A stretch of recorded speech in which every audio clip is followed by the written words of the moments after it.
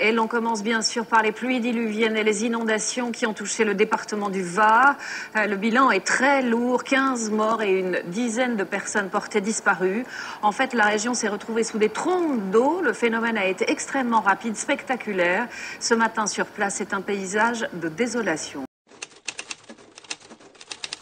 Elle a creusé, elle a fait une... Et là, il y a quoi? Il y a 2 mètres? Ouais, il y a 2-3 mètres, je sais pas, mais...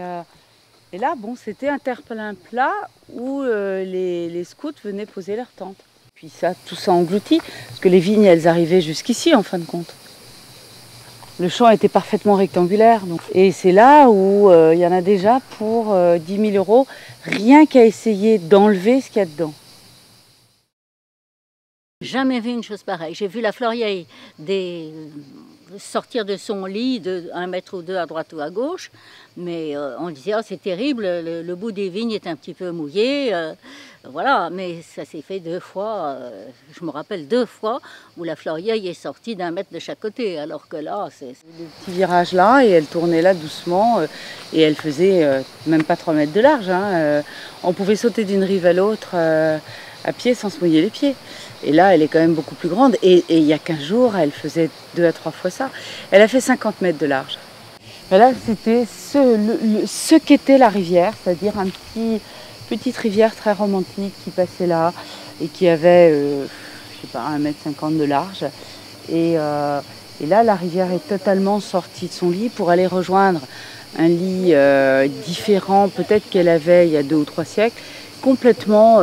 des portées de 50 ou 100 mètres plus loin.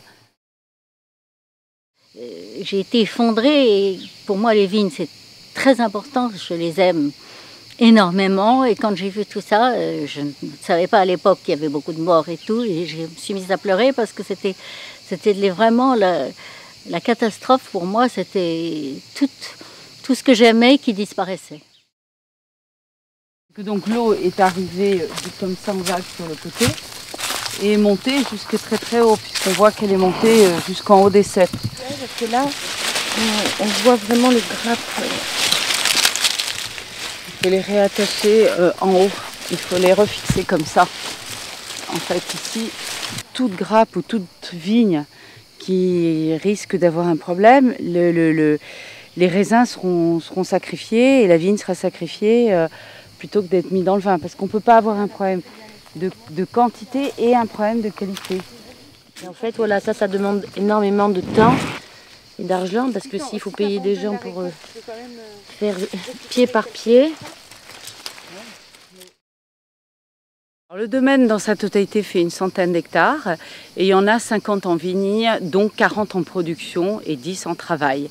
C'est-à-dire qu'ils sont en assolement, jachère, replantation puisqu'on travaille à l'ancienne et que lorsqu'on arrache, on met plusieurs années avant de replanter de façon à ce que la terre se renouvelle naturellement. Dans cette catastrophe, on a environ 12 hectares touchés, 6 probablement définitivement fichus comme ceci, qui n'est même pas envisageable à récupérer. Donc là, ça va être tout simplement arraché. Et ensuite, d'autres hectares comme ceux qu'on vient de voir, qui sont touchés, mais qu'on pourra récupérer au fur et à mesure des mois ou des années, en fonction de la façon dont la nature va réagir. Donc pour nous, en crue classée, elle va revenir au bout de 5 ans. Plus le temps qu'il faut avant pour tout déblayer, qui peut être d'1 an, 2 ans, 3 ans. Donc ça va être, je pense, sur les vignes les plus touchées, une incidence quantitative, on va dire, sur entre 6 et 10 ans. Moi, quand je vois tout ça, je me dis que peut-être que la bonne idée, ça serait de contacter les écoles d'horticulture, les écoles de viticulture et de leur proposer de venir sur place, donner un coup de main. Ça peut être une bonne leçon de vie, ça peut être des travaux pratiques pour qu'ils comprennent. En même temps, les profs peuvent leur expliquer ce qui s'est passé, comment sauver les grappes. Je pense que c'est ça, et puis il faut bouger, il faut que tu les contactes directement. Ouais, c'est une bonne idée. C'est une bonne idée parce que c'est vrai que s'il faut faire ça avec de la main-d'œuvre à proprement parler, c'est pas possible.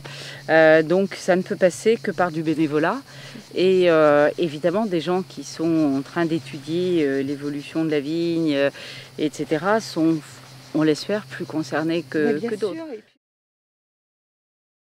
Là, sur ces vignes-là, il va falloir travailler à la main et donc avoir non seulement un coût supérieur, mais en plus de ça, être sûr que la main-d'œuvre va être suffisamment capable de faire des choix sur tel ou tel grappe. Donc il va nous falloir être très très vigilant parce que, comme je le disais tout à l'heure, il n'est pas question de renoncer à quoi que ce soit sur le plan qualitatif parce que sinon c'est pas possible.